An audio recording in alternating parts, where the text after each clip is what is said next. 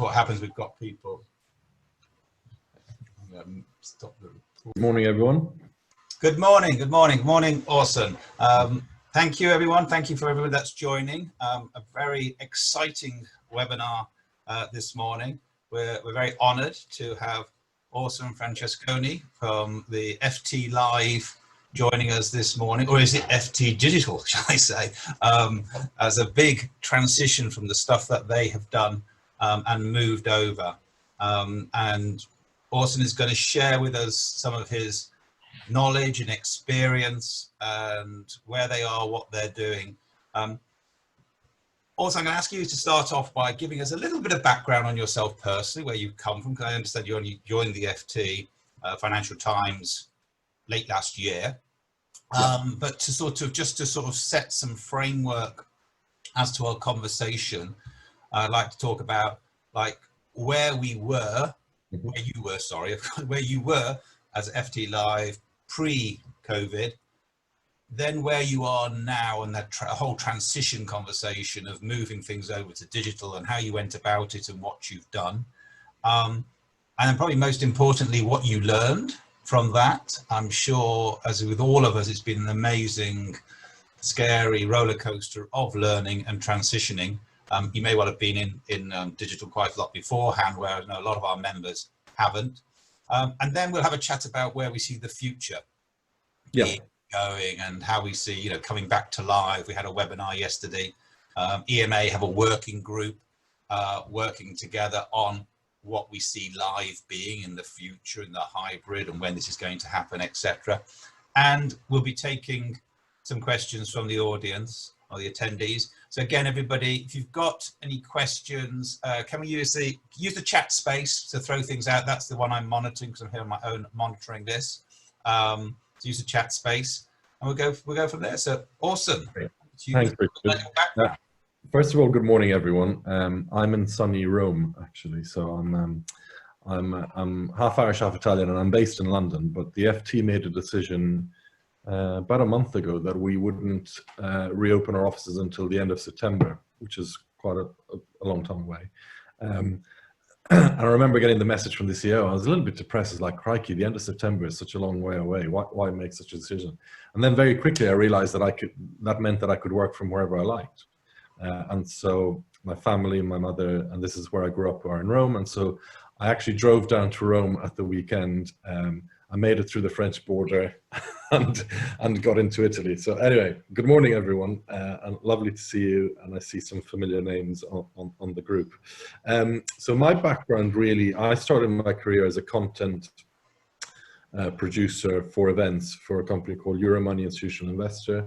And I was there for about 10 years, and I had a great time there in a variety of roles, I guess, ending up in senior, I guess, general management. And then I made the transition into exhibitions, which was quite an interesting transition because, conferences and exhibitions are quite different beasts. But I suspect the reason they wanted somebody from a conference background to join the exhibition, this was part of the Daily Mail group, which Euromoney used to be part of at the time. They wanted somebody who understood content, because content in exhibitions was becoming a much more important part of the mix. And then I moved I was running huge trade shows in the energy industry, I guess, oil and gas industry. And then I moved to Haymarket Media, and that was a real mix of conferences, exhibitions, awards, breakfast briefings, and across lots of different sectors, geographies. And now I'm at the FT, running FT Live. So I guess my background is in content and then event general management, running event businesses, I guess primarily for publishing businesses and media owners. And I have experience in running conferences and exhibitions and awards and breakfast briefings and dinners and you name it. So I think I've taken, and festivals, sorry. I've also run a couple of... Bit of everything, eh? Yeah. So I've kind of done a bit of everything, although I kind of consider myself as a kind of a B2B kind of event specialist, and content, I guess, is always my passion because that's where I came from. So I joined the FT at the end of November of 2019. And of course, little did I imagine that we'd be in the situation we're in now when I joined, and it was all very exciting because the FT Live is the name of the events division at the FT. It's quite a big division. We have about 100 employees across 3 offices, London, New York, and Hong Kong. And we used to run about 200 events a year. A mix of 2 types of events, so our own FT branded events, mainly conferences, and then we also have a client-tailored event solution part of our business. So bespoke, single-sponsored, exclusive, invitation-only types of events where we can gather relevant audiences and bring in some of our editorial content and journalists for some of the big brands that like to work with us. So a bit of I guess an agency model. And I remember, at the end, the 3-month mark, the 90-day mark, where I promised my boss that I would deliver a strategy to the board, I think was around the 22nd of March. And this was the day that I think I fell ill with COVID-19. And so I woke up in the middle of the night with a raging fever. And the following morning I was due to present my strategy to the board. And I'm fine. I wasn't severely ill. But fast forward 3 months now, and the world is completely a different place, right? And that strategy never got presented, by the way, and so it's quite incredible, really. I'd spent so much time and effort, and I'd done a lovely presentation, and I was due to go in, but maybe it was never meant to be, right? And so it's still that strategy is still in the drawer. And since then, the way I describe the experience we've been living is, people react in different ways in crises, right? And so the way I describe it is, imagine your house or your apartment is on fire, you can react in 2 ways. You can call the fire brigade and wait until they come and get you out, or you can wrap your head around a wet towel and run through the flames and try and get out of it the other side. And that's very much how I describe what we've been living in the past few months. And so, very good analogy, yeah. Yeah, it's just been to be honest, completely crazy, and I'm sure a lot of you guys who are on the call today have experienced a similar situation. But in a way, I kind of knew that moving quickly and speed was important, also to keep us slightly sane, in the sense that sitting back and watching events unfold, and this was really tough. I was ill. I was worried about my family in Italy. Unfortunately, we had a member of our team's partner died of COVID. So it's been pretty horrific time, right? But at the same time, I knew we just had to move quickly and not just sit back and wait for events to unfold. And so what we initially did, which I guess most people did, we started moving events into the autumn, live events into the autumn that were due to take place in March, April, May, and June. And these were the days when we thought, September would be fine, because this was like 7-8 months away, right? 3-6 months postponement. Yeah. But moving, we're talking about probably about 100 events, and so moving 100 events from that part of the year into the autumn was a pretty monumental operational and logistical feast. In terms of, imagine renegotiating 100 hotel contracts. Some of those events were live, as in with bookings and with revenues attached to them. And so imagine having all those conversations with your delegates, with your sponsors. And so that alone was probably one of the biggest kind of operational challenges I'd ever experienced. Or certainly, I didn't do much, in fairness. The operations team was pretty phenomenal. But, those contract renegotiations, and in fairness to the hotel industry, I don't know what other people's experience was, but I guess I was pleasantly surprised by how accommodating they were, certainly initially, and to a certain extent now as well, actually. So that was a pleasant surprise amongst all the bloody negative news. So that's the first thing we did. And then I guess, events on this crisis unfolded so quickly, and the psychology of the crisis has moved so quickly, right? So, one week you think you're going to be okay in September, and suddenly, a couple of days later, you're like, what, this isn't realistic. And so we had to start exploring digital solutions. And so what we did was something very simple and not particularly fancy or special, is we ran a webinar.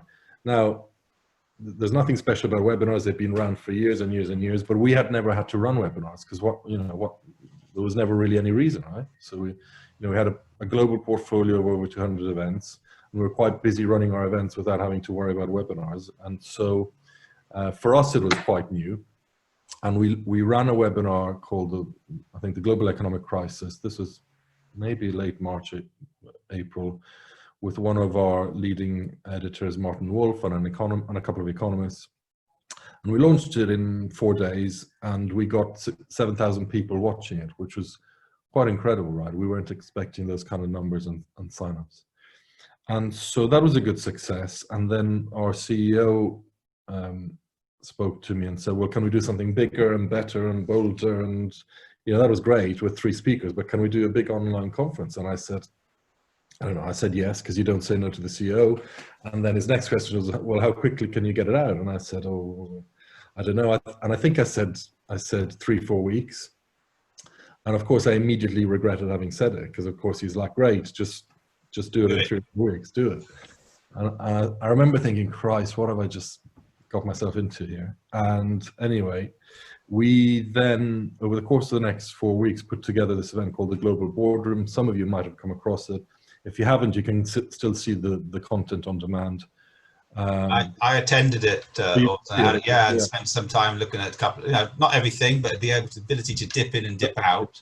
But there was some, great presentations and very, very high profile speakers. So again, I would recommend anybody to have a look at that. Why I'm interested there as well at some point is talking about the technology that you use, which platform. Everyone's asking the questions about different platforms, but when you're ready. I'll get onto that straight away. So the Global Boardroom was a digital online conference. We had about 100 speakers over 3 days. We ended up having 52,000 delegates registering for this event. It was free to attend, and we had some sponsors on board. And I can tell you I've got a lot more gray hairs now than I had before that event, because putting something together like that in 3.5 weeks was completely crazy and nuts, and I would not recommend it to anyone. But thankfully it worked well. But we had 2 cyber attacks the night before. Someone tried to take our website down. Someone leaked our Zoom links. They were trying to sell them on the dark web. I mean, you name it. The night before, I slept 2 hours. But coming on to the technology, so I know you're hearing about some of this stuff, but you just don't expect that. But of course, because you're such a high-profile brand and a media brand, and you're going to be it's ridiculous. Ridiculous. Sorry. You get a load of crackpots that try to. I mean, and we don't know who it was. It could be government. It could be just complete lunatics on the internet, right? But I guess we attract all sorts of people. But yeah, I got a message from my CTO the night before saying, your Zoom links have been leaked over the dark web. And I replied saying, haha, that's very funny. And he said, no, I'm not joking. And so we had to change all our Zoom links. Anyway, coming on to the technology, so the 2 big options really that you have in running digital events, the way I see them are, you can either use a kind of a broadcast solution, a bit like a television broadcast, or you can go down the virtual kind of conference venue option, right? Or virtual event environment option.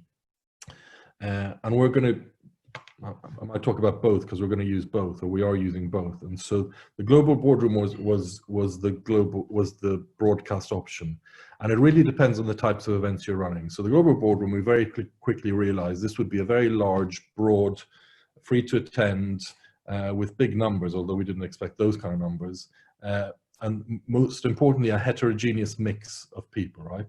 So 52,000 people, and it was a complete mix. And my mother was logged in watching. I'm sure there were loads of students. We also had important people watching as well.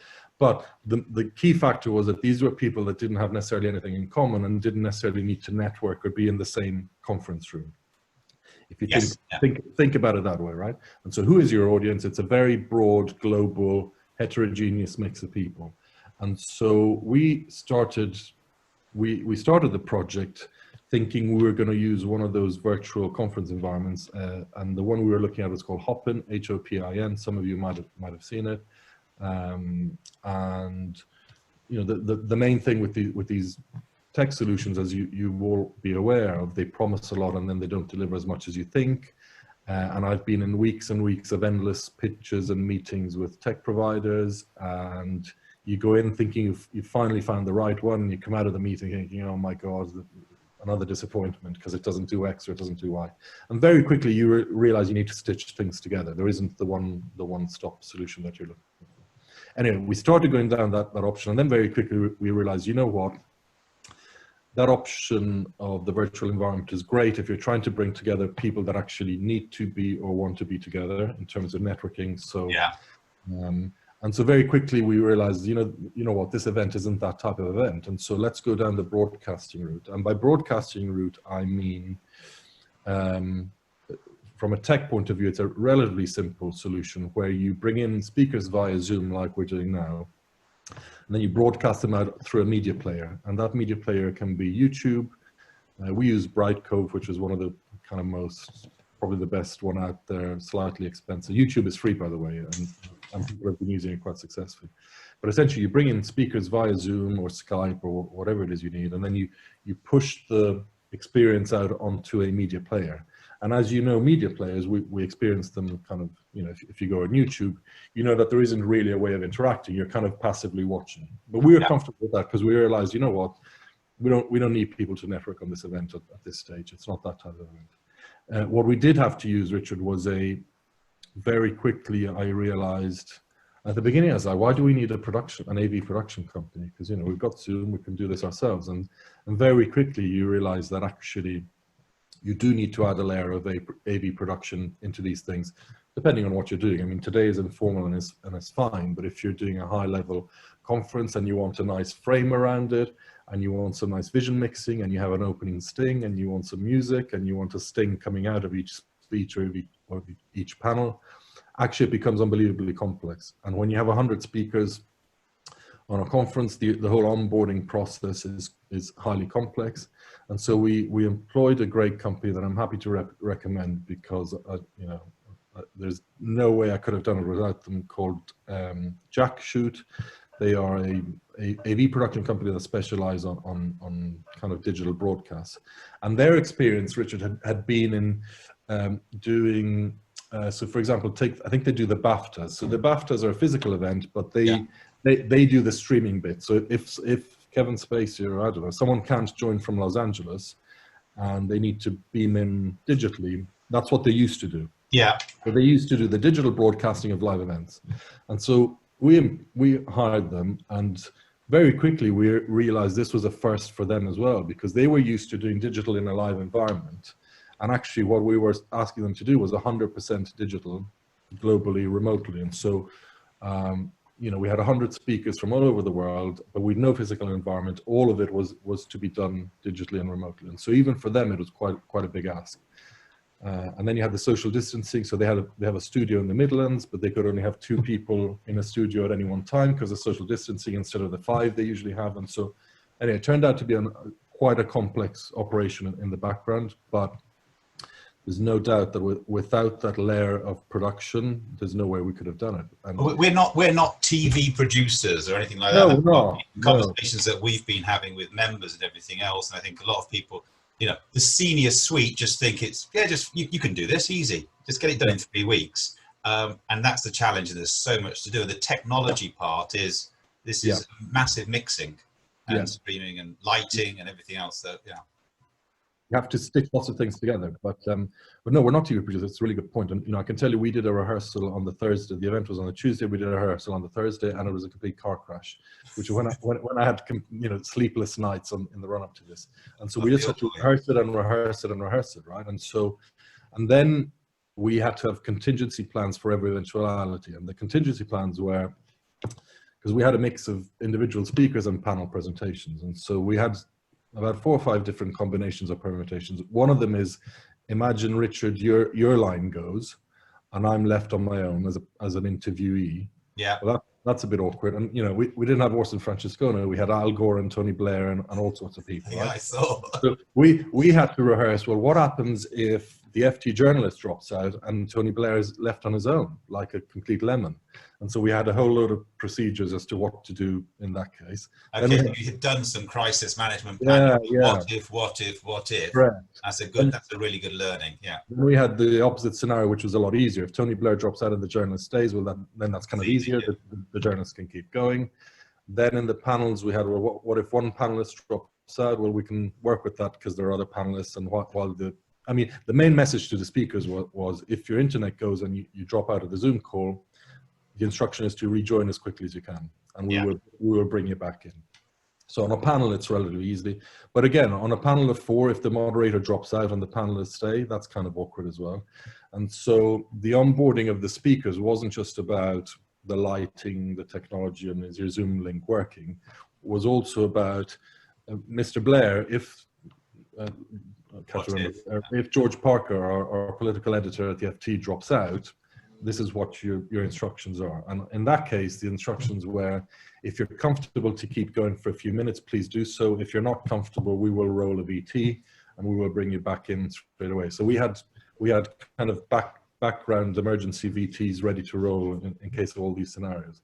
So anyway, it became... I jump in there. Probably on this occasion, you really are dealing with those people directly. Yeah, directly. Well, they're used to walking on a stage, you know, walking up and down, but then doing this is so different, and yes, haven't got I can tell you that their entourage around them advising them. And well, I can tell you that the entourage was Cherie Blair telling Tony off because he didn't know how to use his laptop. So this was happening during the onboarding, you know, and by onboarding I meant we had a kind of a virtual green room. I think Zoom allows you to do this.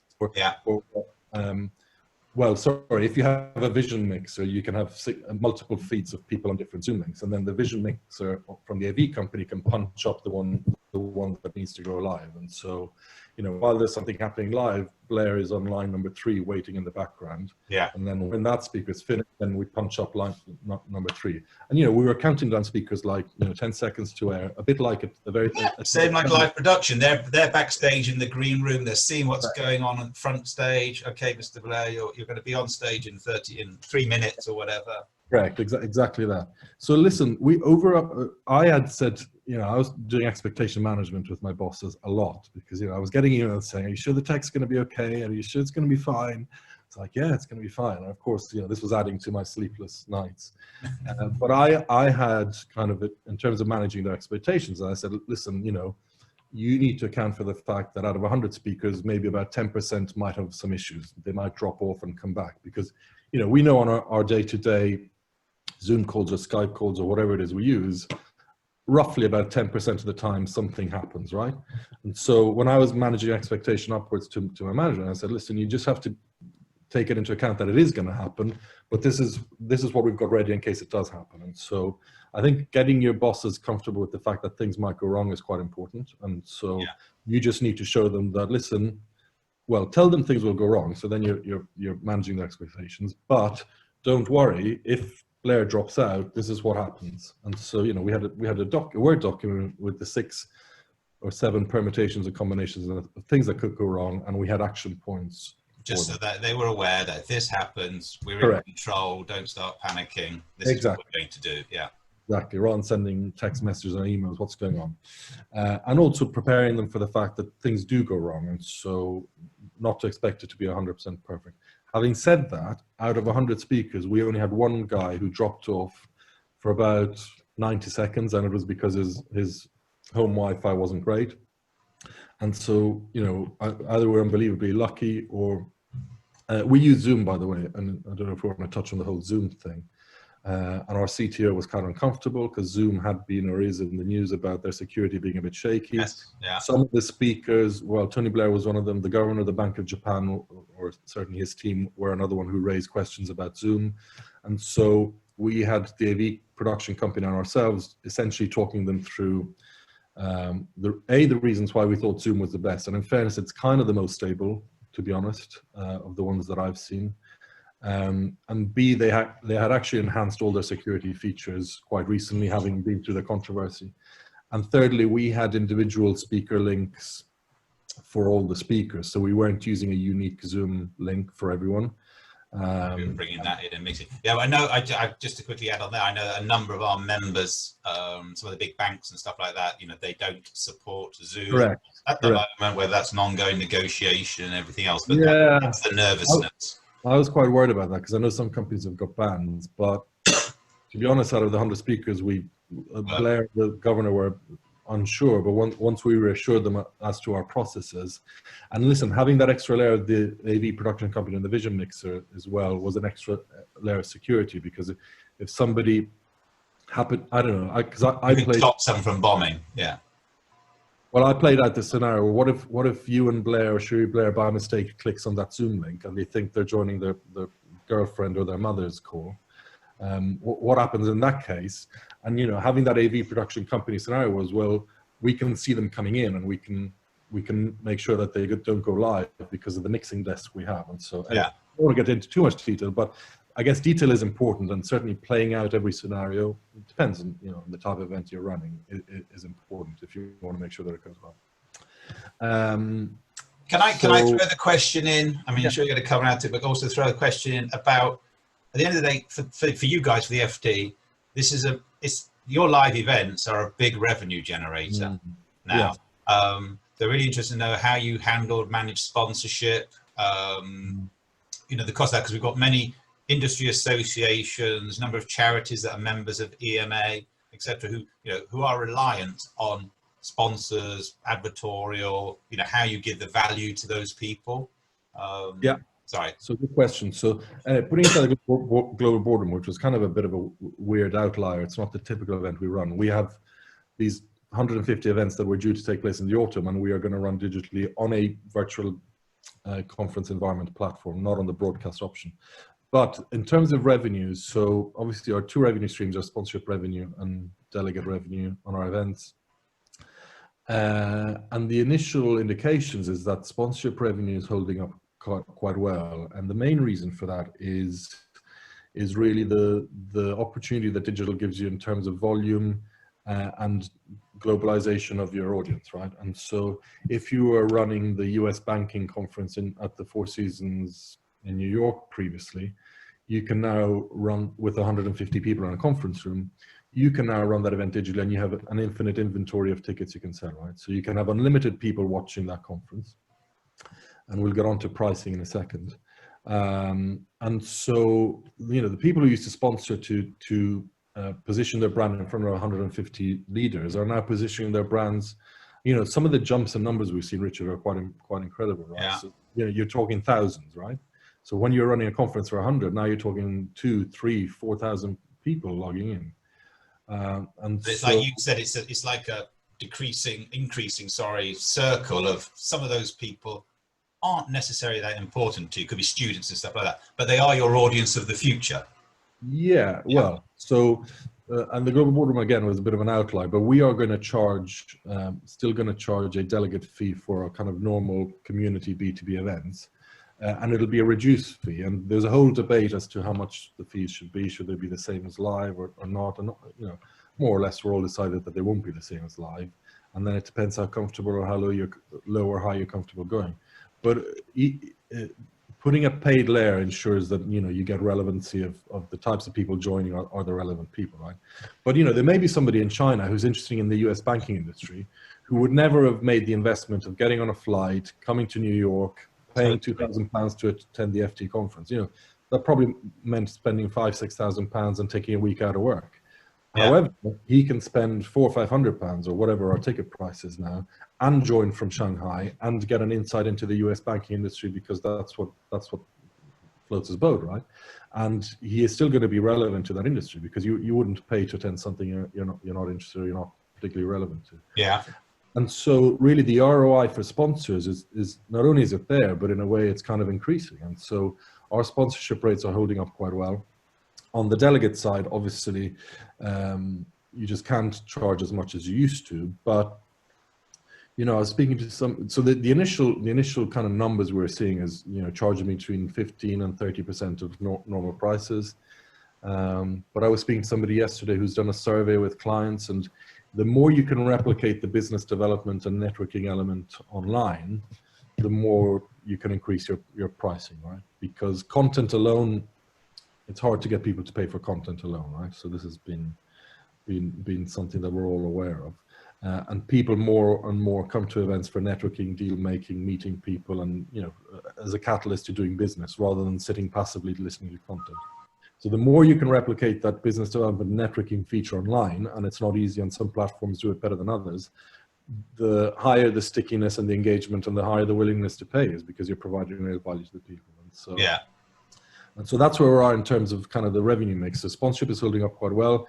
Delegate revenue nominally will be down, but our volumes will be up. And so actually it's a situation where, I mean, who knows? Listen, it's early days and we're still in the crisis, and, you know, people's budgets will be lower. And I suspect as this crisis evolves, people will look for better and better quality, right? And they will start only dealing with those companies that offer a really slick digital offering in a way that people are quite forgiving at the beginning if the offering isn't as great, right? Yeah, and your attention span is not great. It's fine if it's free. You think, oh well, now I'll watch this, fine, click, I'll go, you know, I'll get off and do something else, or I'll leave it on the side and work. But if you're charging for it, and if you've got sponsors involved, and the quality is dry or boring and not engaging enough, then you're going to be thinking, okay, well, I'm not going to come back to this. And that's again, the whole thing about a live event, wasn't it? You did a live event and you wanted people to think, I must book for that next year. That was brilliant. Yeah. The other thing, word of advice on, again, for providing value to the sponsors. So digital gives you opportunities that live didn't, in a way, right? So depending on how you permission your people coming into signing up for your event, and I'm talking about kind of GDPR permissioning. Yeah. If you can provide those leads to your sponsor, well, that is hugely valuable, right? In a way that in a live environment, you might have given them a redacted version of the delegate list, but it was always a bit iffy. You can really hand over the contacts easily. Yeah. Now, if you say to people, listen, we will be sharing your contacts with the sponsors, and, you know, there's got to be an opt-in, it can't be automatic. And, you know, a percentage will opt in and a percentage will opt out, but that's certainly quite a big value added for the sponsors. And the second point is, depending on what platform you land, the post-event analytics is quite a key piece of the puzzle for the sponsors. So if I can tell the sponsor, well, at this time of the day, these people were watching your session, and when Y speaker was speaking in the afternoon, actually there was a drop off because for whatever reason. If you're providing that grittiness of analytics, well then that's quite important for as an ROI tool for sponsors. Okay, so key learnings to date. I want to talk key learnings. And then your predictions for the future. Yeah. So my main key learning was speed and move fast. You know, if you try and forecast exactly what the future is going to look like, well, forget it, because the Earth is moving from under our feet every day, right? And it's tough. You know, I wake up in the morning, I don't have the answers for everything, and, you know, I talk to my team and they're constantly bombarding me with questions. What if this happens? What if that happens? When are the events coming back? When are they not coming back? And I don't always have the answers, but I guess speed in a way is kind of, you know, the two things is move fast and try and chase the value for your customer, right? And whatever will provide value for your customer, try and move quickly to deliver that to them. And if that solution is X today, but it might be something different in 3 months' time, well, you're just going to have to live with that. I mean, listen, the reality is it's very unsettling, because you're going from a business model that is tried and tested, and you run events and you have a nice stable calendar, and now essentially you've thrown everything up in the air. And so from a people management point of view, there's a big challenge. Some people thrive in crises and they can move fast, and other people, you know, are feeling it pretty overwhelmed by the whole thing. So, and it's the agility to the individual, but also the agility of the business. Yeah. What risk are they willing to take to pivot over here or change in that direction? Really important. And so move fast and chase the customer value. And then listen, prediction for the other piece of advice is the technology. And so listen, I come from a content background, and a lot of you guys come from content or event management or marketing, and suddenly we've got to become technology experts. But my advice is you kind of have to do it. And, you know, I'm sure a lot of you have been in these meetings, and some of them are so bloody dry, and sometimes you don't exactly understand what's going on. And you really just have to invest the time in it, because those people with the best technology stack or technology solution are the ones who are gonna do better, right? And there's so much out there in terms of tech. It's a completely fragmented environment. A lot of these tech providers are startups. Some of them are quite shady. A lot of them promise a lot, but when you scratch beneath the surface in these meetings, you're like, well, you said you can do this, but actually, can you? You know, Yeah. A lot of it tends to fall apart. And my advice is you kind of have to be in those meetings, and you kind of have to ask the really detailed questions. And so you do have to kind of transform yourself into a bit of a tech kind of guru expert, as much as it might be against kind of what you're used to doing. Yeah, and as EMA, as a membership association, we're trying to pull together information on those different providers and share, so if people can talk to one another in a closed environment. Yeah, listen, I mentioned I mentioned a few names, and obviously I'm really not promoting anyone. I've got no interest, but it's mainly out of you know, helping each other in the industry. So I mentioned Hopin, which I thought was a good solution, although we're not using it for a couple of technical reasons. We're going to use another one called Bizaboo, Bizaboo. And listen, the reason one is better than the other is really comes down to your individual business, and the individual product and what you're trying to do and how it plugs in with your current systems and how your compliance people are happy or not happy. I mean, there are so many layers, especially with a big brand corporation like the FT. There are so many hurdles boxes we need to take from a compliance and legal and data point of view. Is that, but those are the Hopin and Bizaboo certainly are the two virtual environments that I amongst a lot of them I saw are quite strong. And then Brightcove was the media player, Jackshoot was the AV production company. But listen, in terms of the future, Richard, I mean, listen, it's hard because, you know, we've now decided to run all our events for the remainder of the year in a digital format. Yeah. And so we're educating all our sponsors, all our delegates. And now, you know, what I'm thinking is, well, what happens, when do live events come back, and what happens when they do come back? And I don't have all the answers. And so I guess what I can say is the live events will come back in some shape or form, right? Because it's reasonable to think that they will. Just like restaurants, pubs, cinemas, and theaters will come back, live events will come back as well. We probably know that we're kind of quite towards the bottom of the list for very obvious reasons. And so timing it is kind of impossible, really. And even when it's legally possible to run them, then the big question is, are people going to want to go to them, right? Correct, yeah. A, because do they feel comfortable? B, do the company policies say, you know what, we're just not allowing you to go? C, are people going to travel as much anymore? Probably not. In fact, they're not. D, are they going to be, say, hooked on the digital experience in the sense of, you know what, this digital event platform is really good, and maybe we should keep using that. And it's also how much event organizers are going to keep pushing the digital platform. And I suspect a lot of us are, because the economics can be quite attractive, to be honest, because you're not paying for large venues. You can reach global audiences in a way that you couldn't. So you've got infinite inventory that you can service or sell. And I would expect that the tech platforms are going to evolve very quickly to become better and more agile.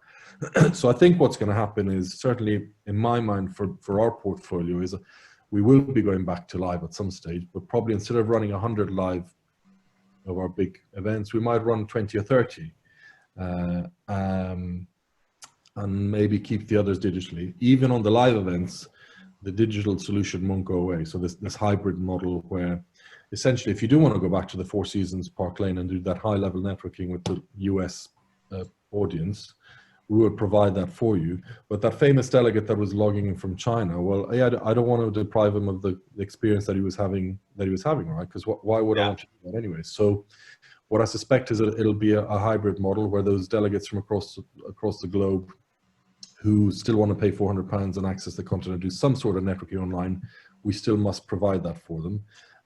But then we might provide the physical environment for the people who are based locally. That's the real networking, is there? Yeah. That's one of the questions that popped up is, you know, any ideas or thoughts on how in a digital world can you do the networking? You talked about Hopin and MiceBook. That's one of our partners and something that a business that I'm involved with. Did an event yesterday, 450 industry attendees from hotels, suppliers, buyers meeting, and they did have breakouts and some networking, and some of the chat afterwards was this was great just to catch up with people and talk to people. But it's that sort of loose networking. It's like, you know, us all being in the bar in Chamonix and saying, hey, great to see you, have a, you know, great, but it's not, you're not having one-to-one then sidebar conversations. So one of the things we're looking at, so I'll give you an example. We've got one of our biggest events is called the Global Commodities Conference. It takes place in Lausanne every year. The audience tends to be mainly local because a lot of the commodity traders are based in Switzerland. But we know that commodities is a global market, and actually going digital gives us an opportunity to attract a load of global people that could never afford to make the investment to come to Lausanne. However, so we're going to run that digitally. However, what we're thinking is if the local Swiss commodity trader community wants to, we might provide a networking drinks reception at the end of the digital conference on the end of day one. We might say, you know what, for those of you based in Lausanne, here's an opportunity for that community to get together, and we're going to put on a champagne drink reception in one of the hotels. So this starts to sound like the hub and spoke kind of, yeah, situation and the introduction. So one of the things that we have discussed as a membership, that going forward for the foreseeable future, and even to the point until there's a vaccine or, you know, the disease is really sort of closed down, virtual digital will lead activation, and live will be introduced when and if we can. So kind of that's, I think what you're saying is that, okay, we're going with a digital platform. Now, if we can introduce some live into that and the market wants it, correct, we'll do that. Before we're going to get a minute, I've just realized the time. Guys, if there's any questions, anybody has anything to ask, then please start to either I've just seen one. Shall I just read one out from because there's in the Q&A section as well, which maybe you can't see, Richard. On the sponsorship challenges, what are the key ones from sponsoring a digital platform? Was it logos? Was it speaking? Any advice on what to offer sponsors? So I kind of touched on this a little bit. I mean, as most of our events, the biggest selling point is speaking and aligning their brand to the FT. And obviously, you know, we're very lucky. I'm very lucky to be able to work with an incredible brand. I understand that not everyone has that. The logo, yeah. So we obviously had their logo on the event website, but if you go to the Global Boardroom and have a look at the VOD, you should see the openings. We had transition stings between sessions, and so if a session was sponsored by a sponsor, you would have a 15-second sting with music that would show their logo, and coming out of that session as well. And I think we had their logo on the frame around the speakers. But listen, we put this together in 3 weeks, and so really we were selling the thought leadership. But as I mentioned, the post-event analytics, you know, as this goes on, sponsors are going to get more demanding, right? So the numbers are great, but they're going to want to see, you know, who exactly these people are and how do they interact and how long were they logged on for. And so whatever platform gives you that post-event analytics will help you sell the sponsorship. Production company was called Jackshoot, Jackshoot, and feel free to mention me or mention my name. And there are others out there. Good plug for Jackshoot. Jackshoot. There are others out there, by the way, but obviously, and it was kind of pioneering territory for them as well, as I said. So it's not as if they've done loads of these, but you know, having just done this, I think they're well equipped. They were tested to their limits as well. Yeah. I think there are definitely some. I think that's what we've had other speakers in the forums and talked to, and what lots of people advise if they're coming from a content development side, don't think about the solution, i.e. the platform. Think about the objectives and what you want to achieve, and then, you know, using those skills. So that's that production skill that Jackshoot would have had to advise you and consult you and say, right, this is the best technology platform to use to help you then fold that content into. Correct. It's not like going straight to Zoom or going to Hopin or going to Visible. No, but my advice is you kind of have to do that due diligence yourself. And so even this company that I mentioned, you know, they didn't have all the answers, because, you know, what we were doing was more or less, you know, nobody had ever had to do a 100% digital remote conference, right? There was never any need to do it. And so even for these production companies, it's been quite an experience, right? And so you're kind of making it up as you go along in a good sense, in the sense of you need to do the due diligence, you need to be in those meetings and scratch beneath the surface, I'm afraid. So don't rely, don't outsource your biggest question like. I mean, a friend of mine was involved with the EY Entrepreneur of the Year Awards, which went out, I think, on Friday or Friday last week, and which I watched, which I have to say was amazing. That would have normally been an awards ceremony in Monte Carlo this year for maybe 400 or 500 people. And I think when they took it digitally, they did a great thing. They partnered with CNBC. But it, you know, it's touched over 2 million. There were over 2 million people around the world watching it. Wow! So the message that pushes out is phenomenal, and Yeah. I can't ever see them going back to just live. Yeah, yeah. And let's see if there's any other questions.